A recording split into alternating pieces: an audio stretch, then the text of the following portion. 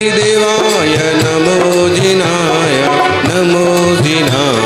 दृसार्जिताय विनष्टदोषाय गुणाणवाय प्रशान्तरूपाय दिगम्बराय देवाधिदेवाय नमो जिनाय गणिन्दहादिसगमुनिन्दं महावीरकीर्तिं छन्दाणचन्दं सूर्यं तवस्यं समधिमुनिन्दं नित्यं नमामि शरणारविन्दं नित्यं नमामि शरणारविन्दं।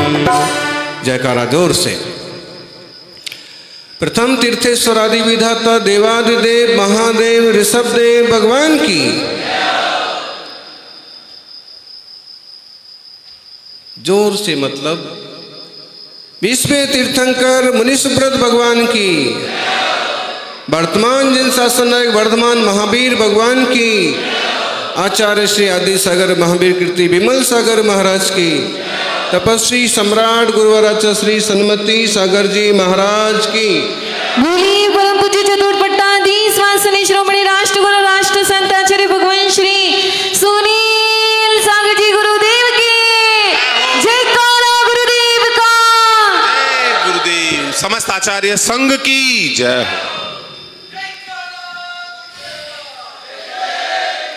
वो बुलंदियां भी किस काम की,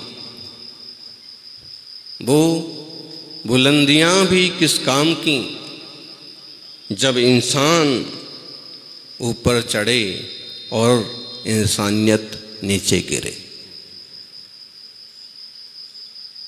ऐसी बुलंदियां किसी काम की नहीं हैं जिससे आचार विचार गिर जाए।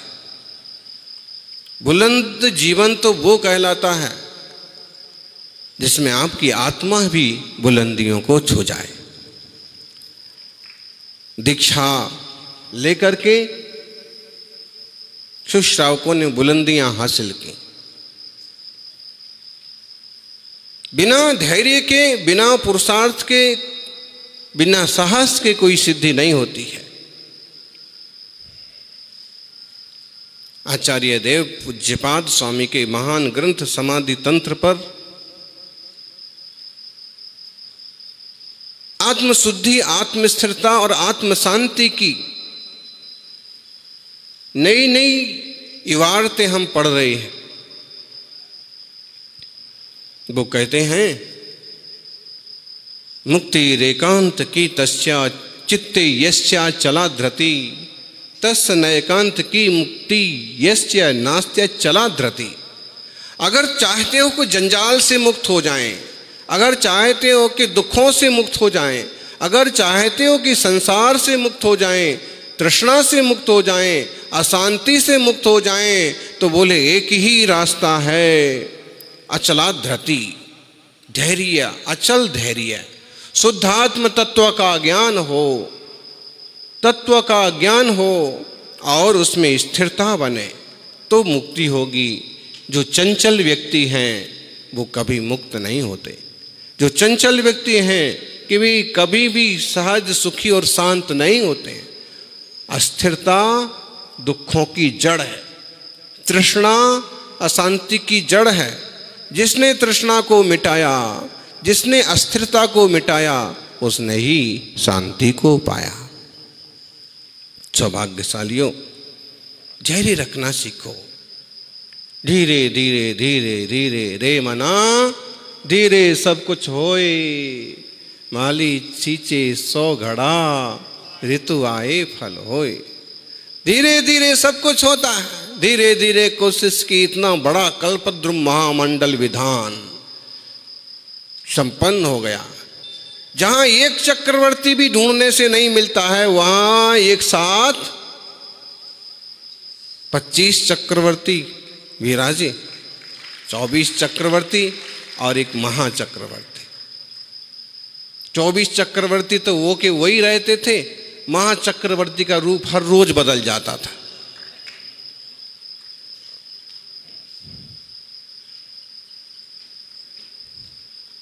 धीरे धीरे अध्यक्ष जी ने, उनकी टीम ने कोशिश की, इतना महामंगलकारी दीक्षाओं का भी कार्यक्रम संपन्न हुआ। जितने लोग मंडप के अंदर उतने लोग मंडप के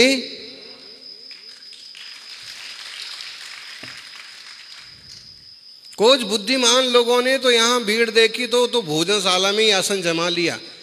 यहीं से अपन कार्यक्रम सुनो, मोबाइल पर देखो और यहीं अपनी कुर्सी टेबल पकड़ के बैठे रहो। बाद में क्या पता कितनी मशक्कत करना पड़ेगी। धीरे धीरे किया। अब एक प्रभु महावीर स्वामी का मंगल महा निर्वाण उत्सव। अक्सर कर अभी ये देखा जा रहा कि हम अपने गुरुजनों के उत्सवों को तो बहुत अच्छा रूप दे देते हैं, देने की कोशिश करते हैं, लेकिन तीर्थंकरों तक को गौण कर देते हैं। एक 4 संप्रदाय में एक संप्रदाय के आचार्य उनके साधुओं से हमारा मिलने का योग बना।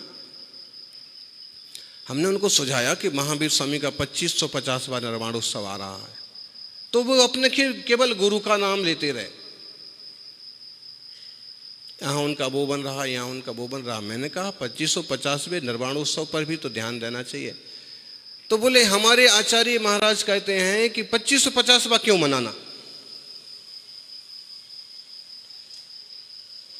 तो हमने उनको कहा कि पता नहीं 2600वें के लिए हम और आप रहेंगे कि ना रहेंगे। 2550 का भी एक बहुत अच्छा आंकड़ा होता है। 2550वां ही पूरे देश में दुनिया में मना लो।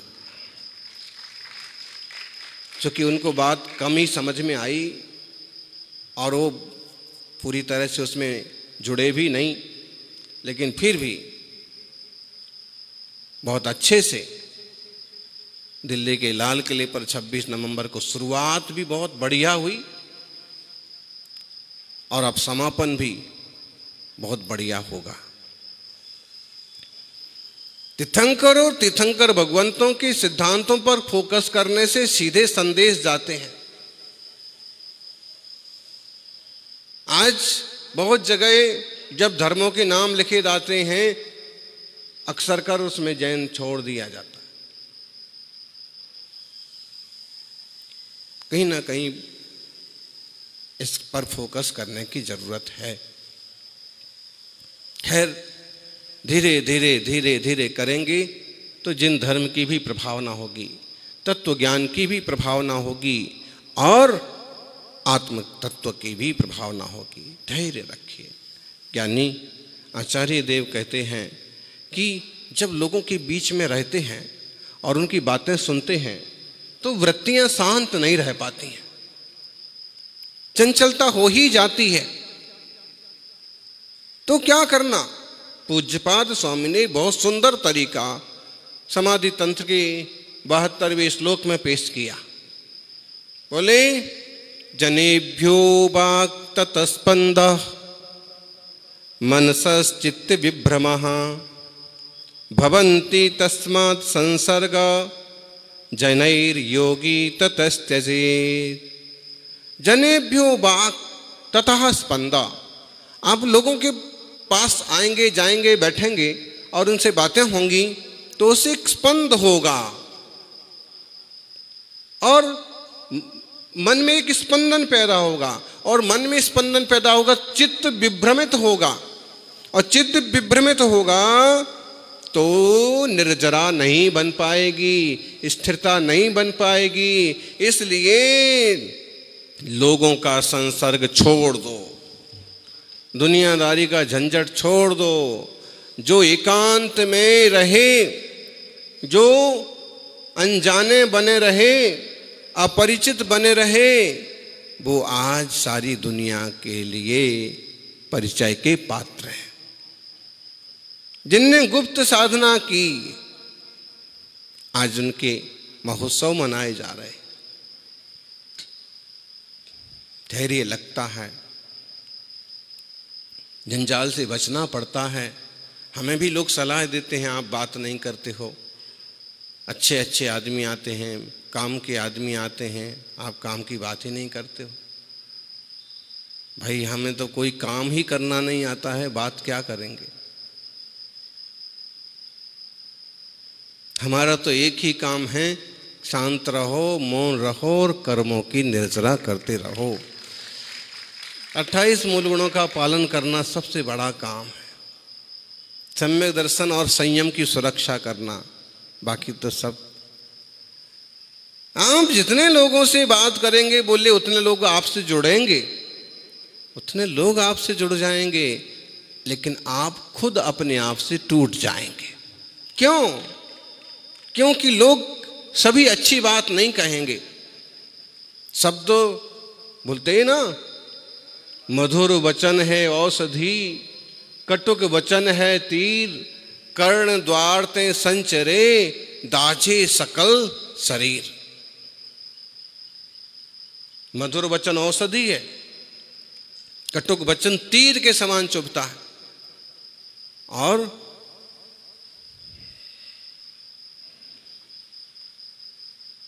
कर्ण द्वार ते संचरे, दाझे सकल शरीर। पूरा शरीर और पूरा मन डिस्टर्ब हो जाता है ऐसे शब्द सुन करके। पूना की बात है, संघ विराजमान था, पता नहीं प्रवचन के बीच में आकर के, प्रवचन की शुरुआत में किसने क्या बात बोल दी, वो जची नहीं। उसके ऊपर हमने एक छोटी सी टिप्पणी कर दी। परिणाम ये हुआ कि लोग बिखर गए।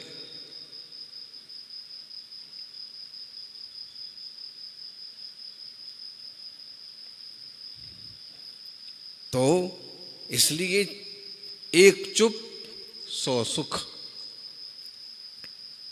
सहन कर लेने में भलाई। पहले तो जनेभ्यो वाक् ततस्पंद, लोगों के संसर्ग से बचना हो लाभ होता है, उससे स्पंदन होता है मन में, उससे चित्त में विभ्रम होता है, उससे अस्थिरता बनती है, और उससे साधना और संयम का मार्ग डिस्टर्ब हो जाता है। इसलिए हे योगी, दुनियादारी का संसर्ग छोड़ दो। मालूम है आपको, प्रसन्न चंद्र मुनिराज का उदाहरण अर्धमागधी साहित्य में बहुत फेमस है। मुनिराज ध्यान में बैठे हैं, राजा शरणक की सवारी, पूरा लवाजमा समोषण में महावीर स्वामी के दर्शन को जा रहा है। रास्ते में पेड़ के नीचे बैठे हुए मुनिराज के भी राजा ने दर्शन किए और उन्हें बड़ा अच्छा प्रसन्न चेहरा दिखा। प्रसन्न चेहरा देख करके चेहरा मन में बस गया कि आंखें बंद हैं, ध्यान में लीन हैं, मौन हैं, और चेहरा अथाह शांति से भरा हुआ महसूस हो रहा। जाकर के प्रभु से पूछेंगे कि इन मुनिराज का मोक्ष कब हो जाएगा। और वो पूरा लवाजमा निकलता जा रहा है। इतने में पीछे के सैनिकों में बातचीत होती है। वो भी मुनिराज के पास से ही निकलते हैं, वो बात करते जाते हैं। बड़े बाबा जी बन के बैठे हैं, बड़ा ध्यान कर रहे हैं। अरे भाई, तुम्हें मालूम पड़ा, ये जो राज छोड़ करके आए थे, वो अपने छोटे से बेटे को राज दे करके निकल पड़े थे, आज उस पर कितने संकट हैं।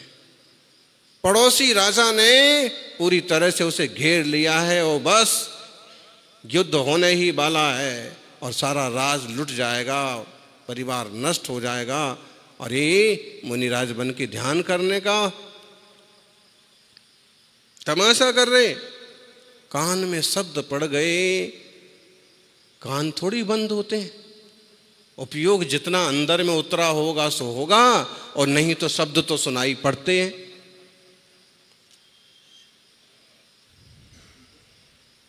कान में शब्द पड़ते ही उथल पुथल मन में चालू हो गई। चेहरा मुरझा गया, चेहरे पर ललामी के बजाय काली मां नीली मां उतर आई।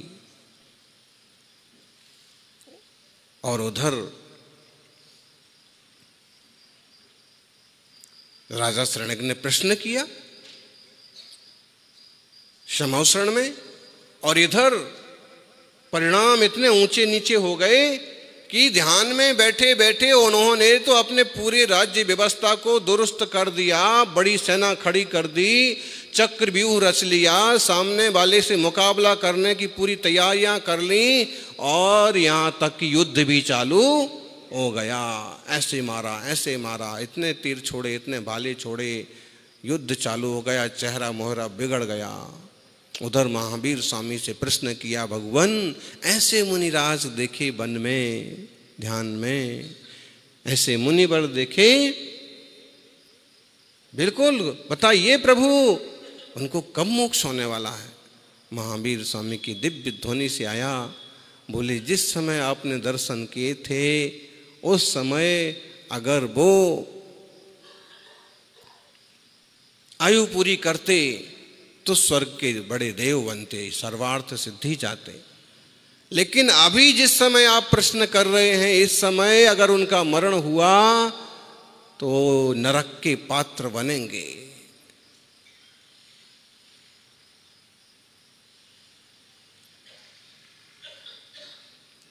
लेकिन थोड़ी देर बाद और परिणमन होगा और वो मोक्षगामी होंगे। हुआ क्या, इधर परिणाम उथल पुथल चल रही है, युद्ध चल रहा है और मारा मारी चल रही है। इसी युद्ध के बीच में हथियार फेंकते उन्होंने इसको परास्त किया, उसने उसको परास्त किया। युद्ध तो ऐसा ही होता है, उनकी सेना खत्म हो गई, इनकी सेना खत्म हो गई, सामने वाला हावी हो गया, सारे हथियार खत्म हो गए, सामने वाले राजा को पकड़ लिया है और अब हथियार के नाम पर कुछ नहीं बचा। तो विचार आया क्यों ना अपने सिर का मुकुट उतार करके और इससे ही अपनी सुरक्षा की जाए,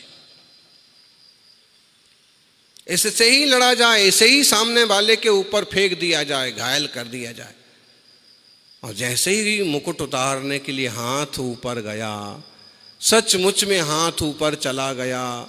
युद्ध तो पूरी कल्पना में चल रहा था, धनुष बाण तो पूरी कल्पना में चल रहे थे, लेकिन हाथ जो था वो मुकुट उतारने के लिए सचमुच माथे पर चला गया कि मुकुट उतार करके और सामने वाले को मारूंगा। लेकिन जैसे ही माथे पर हाथ गया तो देखा मुकुट तो पहले ही उतर चुका है, मुकुट वगैरह कुछ नहीं है, केस लुंचित सिर है, केस लॉन्च हुआ है। फिर तुरंत डाइवर्ट हुआ, फिर चेंज हुआ परिणाम, ओ मैं तो मुनि हूँ, मैं कोई राजा नहीं हूँ, मेरा कोई शत्रु नहीं है, कोई मेरा मित्र नहीं है। दुनिया में ऐसे सपने तो बहुत देख लिए, ऐसे उतार चढ़ाव बहुत हो गए, ऐसे शत्रु मित्र बहुत हो गए, ऐसे राजपाट बहुत त्याग दिए, ऐसे बेटे भी बहुत हो गए, ऐसे युद्ध भी बहुत हो गए। अहो मैंने अपने परिणामों का कैसा भयंकर नुकसान कर लिया, मैंने अपने परिणामों में कैसा उतार चढ़ाव कर लिया। और देखो तो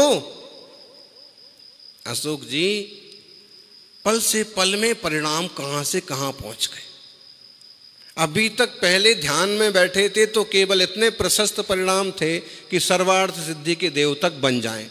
फिर परिणाम उतरे तो ऐसे खतरनाक बन गए कि वे हथियारबाजी हो गई, पूरा युद्ध हो गया। अब जब कुछ नहीं बचा तो मारने के लिए मुकुट ही उतार लो। अरे सुरक्षा के लिए तो कुछ तो करते ना, जिस चीज से सुरक्षा हो सके। ढाल नहीं है, कोई हथियार नहीं बचा है, रथ टूट गया है, घोड़े भाग गए हैं, तो अब जो चीज है उससे ही सुरक्षा करो, मुकुट से सुरक्षा करो, यही सामने वाले को हथियार बना के मारो। और देखा कि मुकुट भी नहीं है, हो यहाँ तो केसलौंच वाला मुंडित सिर है, केसलौंच ही मुकुट है मुनिराजों का। द्रव्य मुद्रा कितनी महत्वपूर्ण होती है कि द्रव्य मुद्रा मुनि मुद्रा थी और हाथ रखते ही ख्याल में आ गया कि मैं तो मुनि हूं, तुरंत परिणाम बदल गए, तुरंत मिथ्यात्व तो पहले मिट गया था, संयम तो आ गया था, लेकिन इस छठवें गुण स्थान में थोड़ी देर में इतना भयंकर उपद्रव हो गया।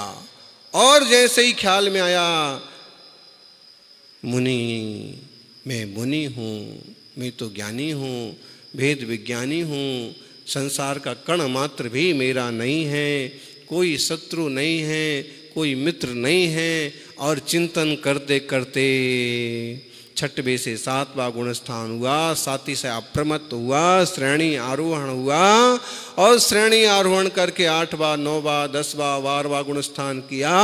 मोहिनी कर्म का नाश हुआ, ज्ञानावरण दर्शनावरण कर्म का नाश हुआ, अंतराय कर्म मिट गए, 4 घातिया कर्म नष्ट हुए और वो मुनिराज अरहंत परमेष्ठी बन गए। यानी शब्दों का बड़ा बड़ा असर पड़ता है। बोले वशीकरण औषधि हैं शब्द। आप ऐसे अच्छे से बोलें कि जनता, लोग, रिश्तेदार यूं बस में हो जाएं। अरे भाई, बीन जो है, बीन क्या है?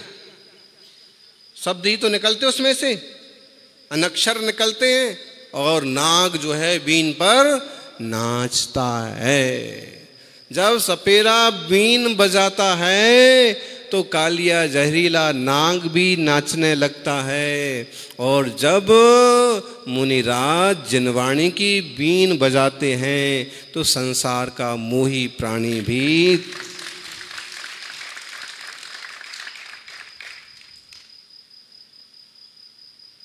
थोड़ी देर के लिए झंझट भूल जाता है।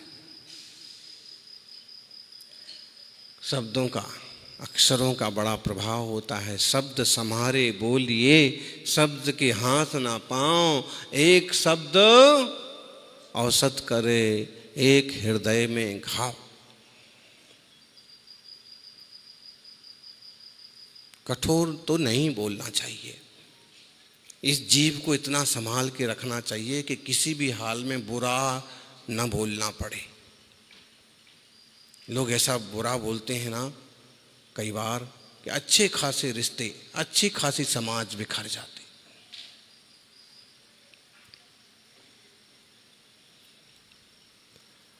चूंकि यहाँ सलाह तो मुनिराजों के लिए विशेष रूप से दी है कि लोगों से थोड़ी दूरी बना के रखो।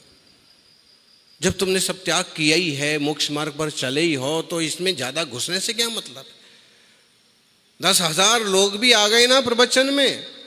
कल के उत्साह को देख करके कुछ लोग, आज बहुत जनता थी, बहुत भीड़ थी, 10,000 से ज़्यादा लोग थे, 7,000 आदमी तो भोजनशाला में थे, इतने ठीक है।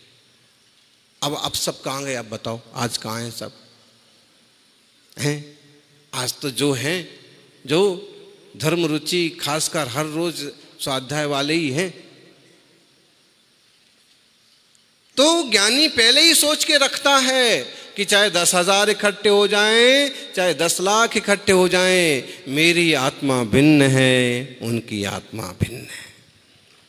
बस ऐसे अवसरों से वो कुछ सीख लें, धर्म ध्यान की रुचि लग जाए, यही हमारी सफलता है, सार्थकता।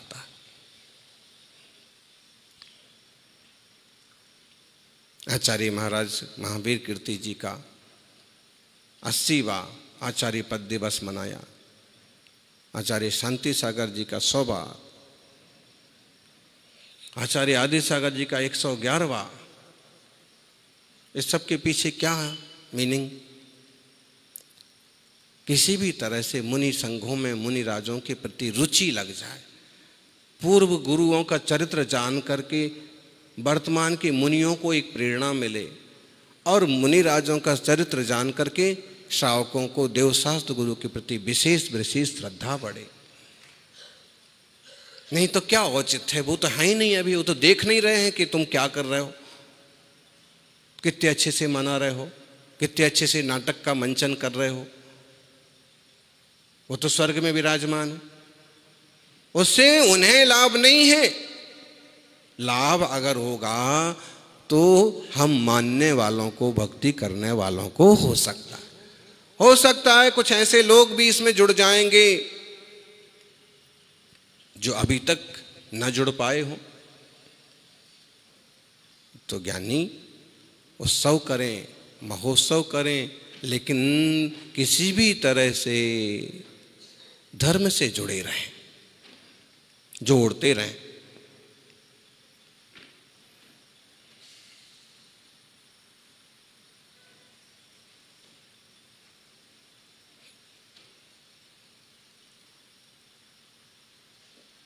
बहुत संभाल करके, बहुत संभल करके शब्दों का प्रयोग करना चाहिए। एक छोटी सी कहानी। छोटा भाई काफी समझदार था और राजा ने उसे मंत्री बना लिया, जबकि बड़ा भाई और मझला भाई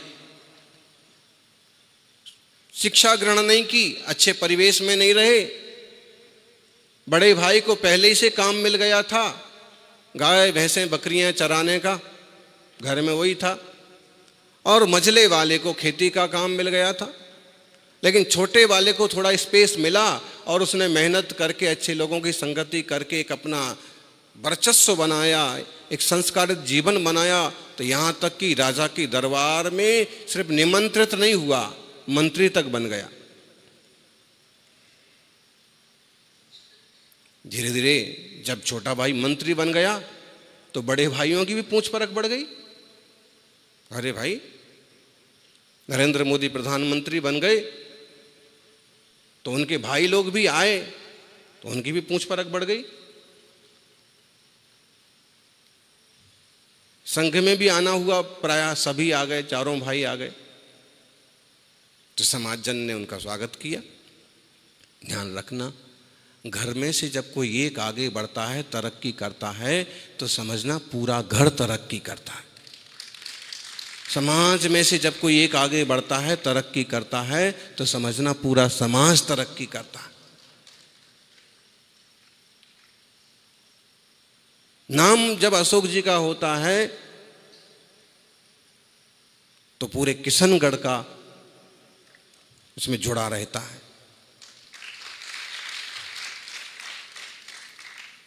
इसका मतलब है कि हमारे घर में से कोई आगे बढ़े, हमारे समाज में से कोई आगे बढ़े, हमारे मुनि संघों में से कोई आगे बढ़े, कोई मुकाम हासिल करे, तो हम सबों को उसमें प्रोत्साहित करने के लिए प्रशंसात्मक रूप से शामिल होना चाहिए। कुछ लोग परेशान हो जाते हैं, सुनील सागर जी ने इतनी भीड़ कैसे इकट्ठी कर ली। अरे भाई, सुनील सागर ने कुछ नहीं किया, ये तो यहाँ के समर्पित श्रावकों ने किया। दिल्ली में लाल किले पर महावीर जयंती का कार्यक्रम था। एक महाराज जी मिले और हमको कहने लगे, देखो सुनील सागर जी, आप पहली बार आए हो और अभी आपको यहाँ आए 2 ही दिन हुए हैं। 2 तारीख को ही प्रवेश हुआ था, वो पहला ही प्रवचन, सीधा प्रवेश का प्रवचन ही लाल किले पर हुआ और 3 दिन वो चलने वाला था लाल किले मैदान में। 2 तारीख, 2 अप्रैल, 3 अप्रैल, 4 अप्रैल को महावीर जयंती। महावीर जयंती भी 2 तारीखों में बट गई थी, 3 को भी और 4 को भी। तो उसको एक अच्छा रूप दे दिया। तो वो हमको बोले कि देखो, चूंकि वो भी प्रवचन नहीं सुन रहे हों, फिर भी शिक्षा इस तरह से है कि उन्हें हमें वात्सल्य स्नेह सम्मान दे करके समझाना चाहा। लेकिन दूसरी शिक्षा ये भी है कि आप अपने में निश्चिंत रहिए, सारी चीज़ें अपने आप होती रहती हैं। तो उन्होंने कहा कि देखो, दिल्ली के लोग ऐसे ही हैं, कोई आएंगे नहीं। अगर तुम चाहते हो कि महावीर जयंती का कार्यक्रम सक्सेस हो तो तुम अपने भक्तों को बाहर से बुलाओ। तो हमने तो सिर्फ सिर हिला दिया, ठीक है, लेकिन किसी का फोन नंबर, किसी का नाम नंबर याद हो तो बुलाएं। फिर भी 2 तारीख को, 3 तारीख को बहुत अच्छा कार्यक्रम हुआ और 3 तारीख की 4 तारीख को जो मुख्य दिन था, गृह मंत्री राजनाथ सिंह भी आए थे और बहुत अच्छे से पूरा प्रांगण भर के कार्यक्रम संपन्न हुआ। फिर बाद में वो बोले, मैंने कहा था ना आपको, आप अपने भक्तों को बुलाओ तो कार्यक्रम सक्सेस होगा। अब हम उनको कैसे कहें कि मैंने तो किसी को बुलाया ही नहीं है, फिर भी सब आ गए। इससे एक चीज समझ में आती है, आप जिस भूमिका में हैं आप सिर्फ उस भूमिका को निभाओ। आप यदि व्रती हैं, त्यागी हैं, निष्प्रय हैं, तो आप सिर्फ उस भूमिका को निभाओ। कुछ लोग ऐसे भी होंगे कि वो इस सब चीज को आपो आप हैंडल करेंगे और आपो आप सारी चीजें होती हैं। भाव समझना, इसका भाव ये है कि आप बहुत उलझो मत, बहुत उलझो मत। अध्यक्ष जी अपना काम कर रहे हैं, श्रावक अपना काम कर रहे हैं, आप त्यागी व्रती हो तो आप अपना वाला काम करो।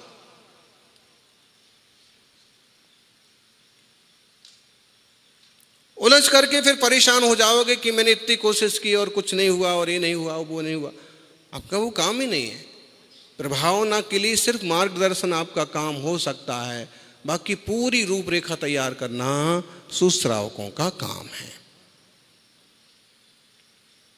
ज्ञानियों, जो भी अवसर मिलते हैं अपन लाभ लें और ऐसे ही जिन शासन की प्रभावना करते रहें। वास्तव में मुनिराज के लिए क्या तो दिल्ली, क्या लाल किला, क्या विज्ञान भवन, क्या अजमेर, क्या किशनगढ़, क्या वन, क्या जंगल, क्या कम्युनिटी और क्या सरोवर का किनारा, उनके लिए देखा जाए तो सब समान हैं। हम तो उन गुरुजनों के वंशज हैं जिनने तीर्थों पर बड़े बड़े तप करके जिंदगी संपूर्ण कर दी, जिनने जंगलों में साधना करके अथाह शांति समता को हासिल किया, जिनने पहाड़ चोटियों पर विराजमान होकर मोक्ष प्राप्त कर लिया। वही रास्ता है। और इसलिए एक वचन और हम आपको कहेंगे, पूज्यपाद स्वामी का 73 नंबर का श्लोक। ग्रामोरण्यमिति द्वेधा निवासो नात्मदर्शिनां द्रष्टात्मानां निवासस्तु विविक्तात्मैव निश्चलः।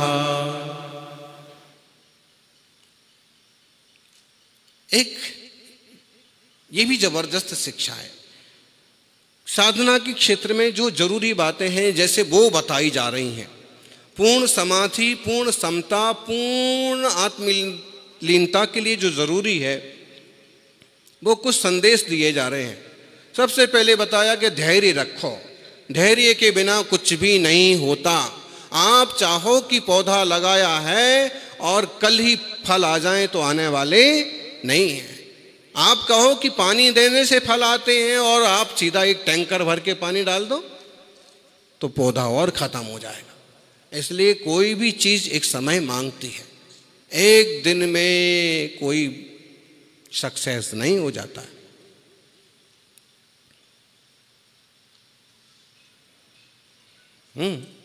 आज खूब प्रसिद्ध है, खूब बड़ा उद्योग है, बड़े उद्योगपति हैं, लेकिन कभी शुरुआत कैसे होती है? अशोक जी भी बता रहे थे, बोले शुरू मैंने 16 साल की उम्र से धंधा चालू कर दिया था। कितनी उम्र से? श्रावक है, गृहस्थी है, 16 वर्ष की वयस से।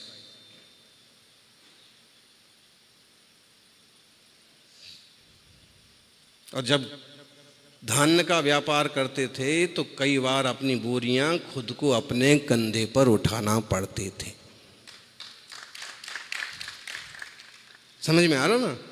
अगर श्रावक जन श्रावकाचार के लिए सीखना चाहें तो ये है कि आपको पुरुषार्थ खुद करना पड़ेगा, धैर्य रखना पड़ेगा, हिम्मत रखना पड़ेगी, आगे बढ़ना पड़ेगा। और त्यागी वृत्ति तो सावधान हो ही जाना चाहिए। धैर्य रखो, आज ही मोक्ष नहीं हो जाएगा। आचार्य श्री शांति सागर जी के पास एक सज्जन आए और कहने लगे, महाराज इस काल में कोई मोक्ष होता नहीं है, फिर भी आप इतना बड़ा बड़ा तप करते हैं, इतना बड़ा दिगंबर रूप, इतनी कठिन साधना, इतने उपसर्ग विजय की क्या जरूरत पड़ी है? मोक्ष तो होना नहीं है, स्वर्ग तक जाते हैं तो हम भी स्वर्ग जाएंगे, आप भी स्वर्ग जाएंगे, इतना तप क्यों करते हैं कि अभी मोक्ष हो जाएगा? उन्होंने कहा कि ज्ञानी, कि सामने कौन सा पेड़ है? बोले ये पेड़ आम का है, जरा जाओ 1-2 आम लेके आओ। उन्होंने कहा महाराज कैसी बात करते हैं आप, जैसे ज्ञानी लोग, ये आम का मौसम ही नहीं है, बरसात के मौसम में कोई आम आते हैं क्या? आम पर ना मोर है ना आम है, तो तुम आम का पेड़ क्यों बोल रहे?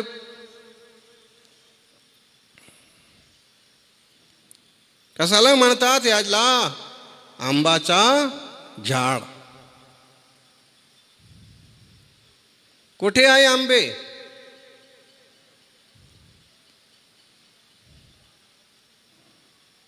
महाराज अजून नाही, पण जेव्हा ग्रीष्म ऋतू येईल, जेव्हा याचा मोसम येईल, तेव्हा खूप आंबे येणारच, याची खात्री आहे.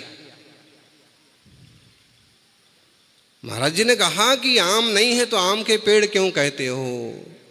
उसने कहा कि अभी आम नहीं है, लेकिन एक गारंटी है कि बस महीने 6 महीने बाद आम जरूर आएंगे और बहुत सारे आम आएंगे. ऐसे ही अभी भी इसको पानी क्यों दे रहे हैं? क्योंकि 6 महीने बाद आम आएंगे. ऐसे ही अभी भी हम तप इसलिए कर रहे हैं कि इस भाव में मोक्ष हो ना हो, आगे भाव में मोक्ष जरूर हो जाएगा, मोक्ष फल जरूर मिलेगा. यानी चाहे ग्रामो रण्य मिति द्विधा निवासो नात्मदर्शिना दृष्टात्मानाम निवासस्तु विविक्तात्मैव निश्चला. जो कम ज्ञानी हैं वो कहते हैं कि मैं जंगल में रहता हूँ, मैं भवन में रहता हूँ, मैं बहुत जैन भवन में रहता हूँ, मैं कम्युनिटी भवन में रहता हूँ, मैं ऐसे कहते हैं लोग, मेरा घर बहुत बढ़िया है.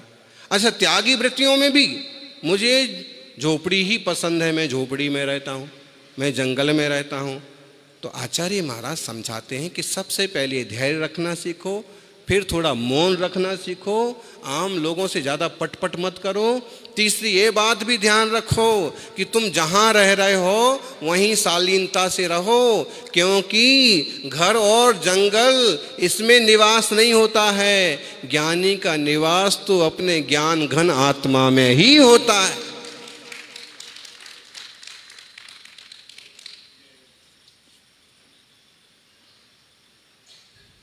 ज्ञानी का निवास अपने आत्मा में ही होता है.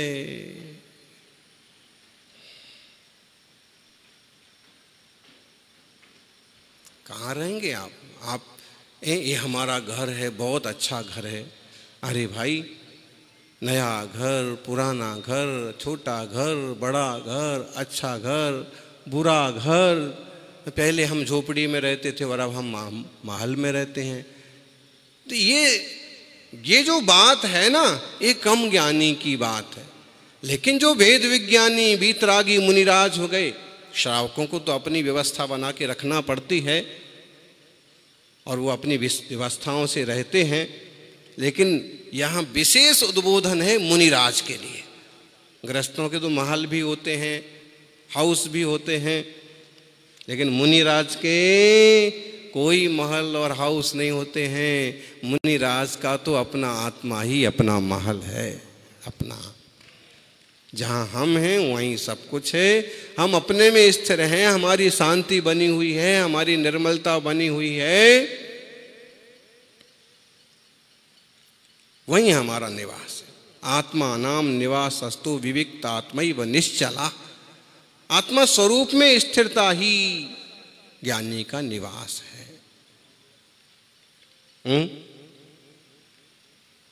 बाहर तो कहाँ रहेंगे, कभी इधर रहे कभी उधर रहे. अब हम ही देखो, पहले कहाँ रहते थे, वहाँ रहते थे, फिर यहाँ रहते हैं, थोड़े दिन बाद तो ये है ही नहीं शाश्वत निवास. ये तो बदलने वाली टेम्परेरी चीजें हैं. शाश्वत निवास तो अपने में रमना जमना ही है. ऐसी अद्भुत शिक्षाएं इस समाधि तंत्र ग्रंथ में भरी हुई हैं. हम यह घर है, यह गांव है, यह जंगल है, इस टाइप की कल्पना करने की बजाय हम आत्मा में, अपने स्वरूप में, अपनी शांति में निश्चल होने का प्रयास करें. क्योंकि स्वशांति में स्थिर रहने वाले लोग ही शांति सागर बन जाते हैं. और शांति सागर बनने वाले लोग ही कभी शांतिनाथ बन जाते हैं।